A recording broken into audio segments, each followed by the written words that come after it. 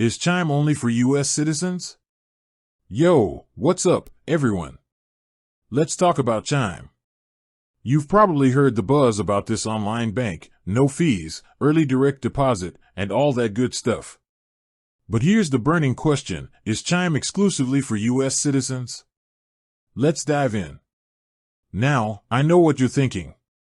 You've seen those slick ads, those happy customers raving about Chime, and you're like, man, I want in on that action. But hold your horses. Before you get too excited, let's clear the air. Chime is a fantastic financial tool, no doubt. It's designed to make banking easier and more affordable, especially for those who might be struggling with traditional banks.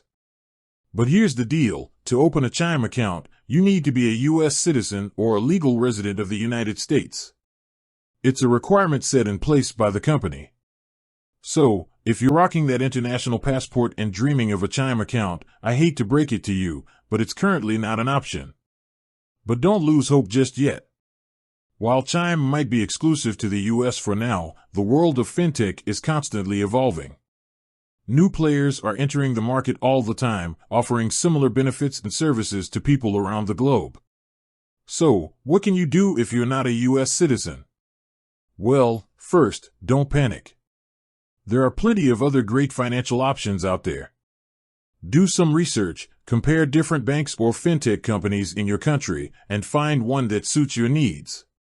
Second, keep an eye on Chime. Who knows? Maybe they'll expand their services to other countries in the future.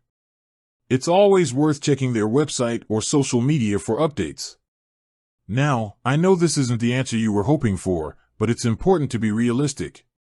While Chime is an amazing product, it's not accessible to everyone just yet. But hey, don't let that discourage you. There are other fantastic financial tools out there waiting to be discovered.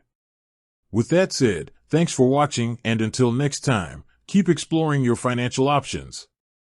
Peace out.